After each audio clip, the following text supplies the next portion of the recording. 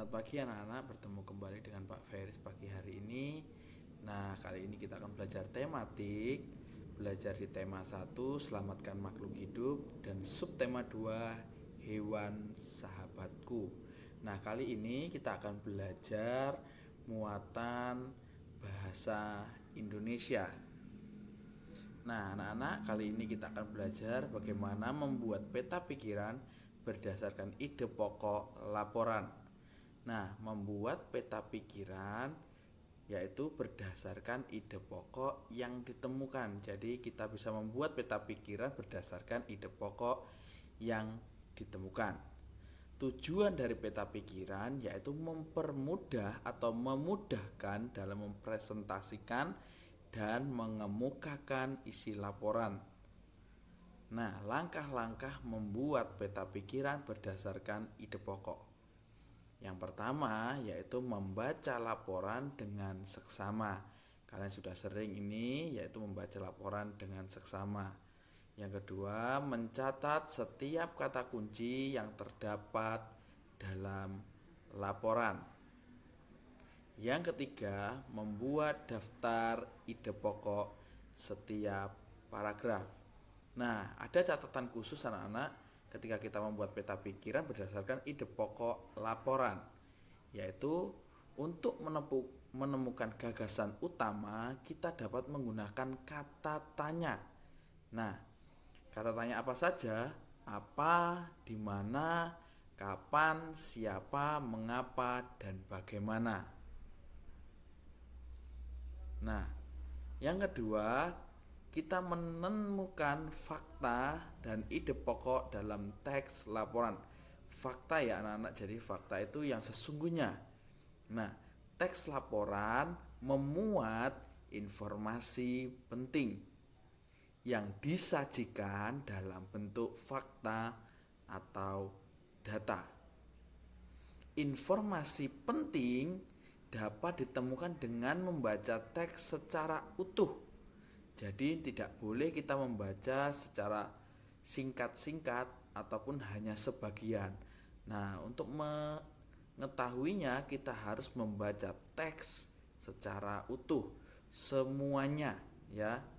Untuk mencari tahu fakta kebenaran yang ada dalam teks laporan, kita dapat membuat pertanyaan dengan menggunakan kata tanya seperti yang kita bahas di awal tadi, sama dengan ketika kita mencari membuat peta pikiran ya.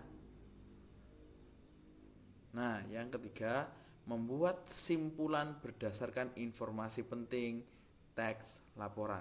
Cara membuat simpulan yaitu dengan cara harus membaca teks secara keseluruhan ya, semuanya kita harus baca, tidak boleh dipenggal-penggal ataupun hanya yang menarik saja. Yang kedua yaitu menemukan informasi penting di dalam teks laporan. Nah, sebagai contoh, kalian simak baik-baik bacaan yang akan Pak Feris bacakan buat kalian. Nah, kalian nanti akan menentukan ya ide pokok yang dapat digunakan untuk peta pikiran, terus kemudian menemukan fakta-fakta, kemudian membuat simpulan. Nah, simak dengan baik-baik anak-anak, Pak Feris akan bacakan bacaan buat kalian.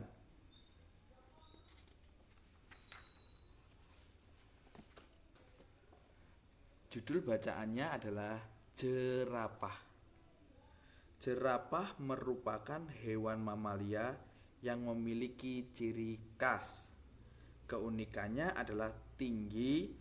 Tubuh jerapah dapat mencapai 6 meter dan panjang leher jerapah dapat mencapai 5,5 meter. Umumnya, tubuh jerapah jantan lebih tinggi dan lebih berat dari jerapah betina. Meskipun mempunyai tubuh yang tinggi dan besar, jerapah dapat berlari dengan cepat. Paragraf yang kedua, makanan jerapah berupa dedaunan. Jerapah tinggal di padang rumput yang luas dan terbuka. Jerapah hidup bersama dengan kelompok Dalam satu kelompok biasanya terdapat 10 jerapah.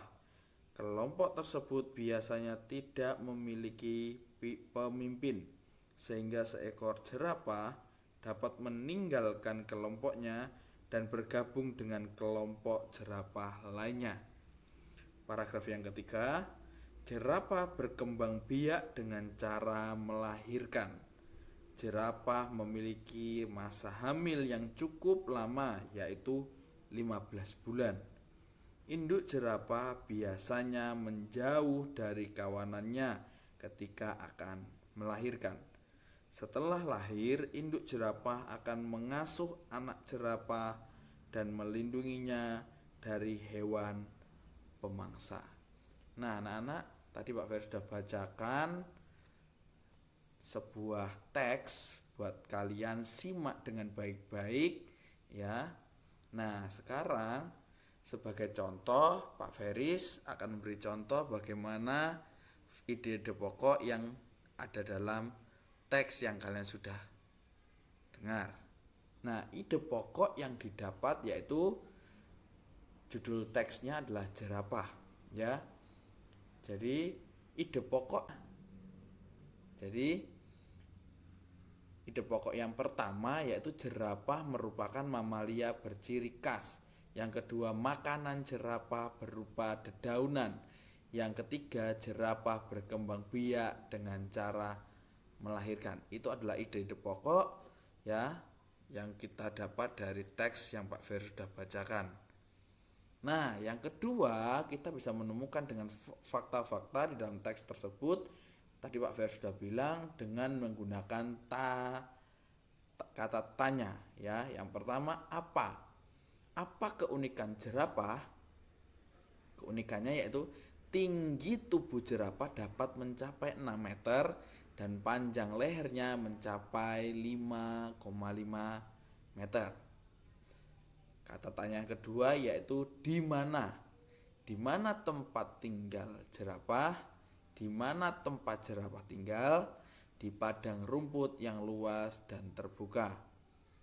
Yang ketiga, kapan? Kapan bayi jerapah akan lahir? Setelah dikandung selama 15 bulan. Kata tanya yang keempat, siapa? Siapa anggota jerapah yang menjauh dari kawanan ketika melahirkan? Induk jerapah akan menjauh dari kawanan ketika melahirkan. Yang berikutnya, mengapa? Mengapa jerapah dapat bergabung dengan kelompok lain? Karena kelompok jerapah tidak memiliki pemimpin sehingga mereka bisa berpindah kelompok. Yang berikutnya, bagaimana? Bagaimana cara jerapah bertahan hidup? Jerapah tinggal di padang rumput, memakan dedaunan, dan hidup berkelompok. Itu adalah fakta-fakta yang kita bisa dapat dari menyimak teks yang Pak Feris baca tadi menggunakan kata tanya. Nah, yang ketiga yaitu membuat simpulan. Nah, simpulan yang kita dapat dari teks yang Pak Feris sudah bacakan tadi adalah jerapah merupakan hewan yang memiliki ciri khas ya, berleher panjang, pemakan daun, hidup berkelompok dan berkembang biak dengan cara melahirkan. Didapat dari mana anak-anak? Didapat dari ide pokok dan fakta yang kalian dapat. Maka didapat sebuah simpulan. Jadi simpulan itu adalah hasil dari ketika kalian mencari ide pokok dan fakta-fakta. Ya. Nah, untuk tugas mandiri kalian di rumah, yang pertama, menyimak bacaan yang akan Pak Feris bacakan buat kalian. Yang kedua, menulis ide pokok dalam peta pikiran seperti tadi contohnya. Kemudian menemukan fakta di dalam bacaan, menuliskan simpulan. Nah, ingat anak-anak, tugas kalian ini akan dikumpulkan paling lambat pukul 10.50. Nah, anak-anak, Pak Feris akan bacakan buat kalian bacaan tugas mandiri kalian. disimak dengan sungguh-sungguh. Judul bacaannya adalah Rusa Bawean. Paragraf yang pertama, hewan yang mempunyai tanduk tidak hanya kerbau, banteng, dan kambing, tetapi rusa juga merupakan hewan bertanduk.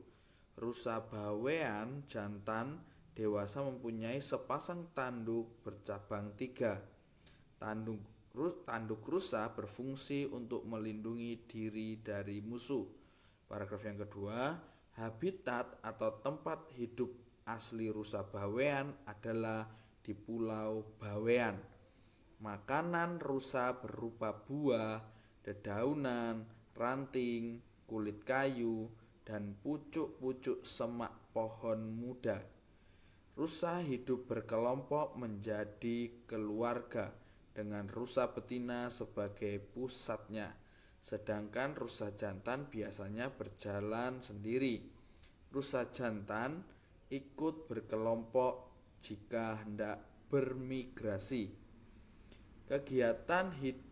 Paragraf yang ketiga, kegiatan hidup rusa bawean terutama berlangsung pada malam hari atau bersifat nokturnal. Rusa bawean beraktivitas mulai pukul 17.00 sampai pukul 21.00 dan mulai menurunkan aktivitasnya pada pukul 02.00 dini hari sampai pukul 05 pagi. Pada siang hari, rusa bawean biasanya menghabiskan waktu untuk beristirahat. Nah, itu anak-anak bacaan untuk tugas mandiri kalian. Tetap semangat, Tuhan Yesus memberkati. Tetap belajar sungguh-sungguh.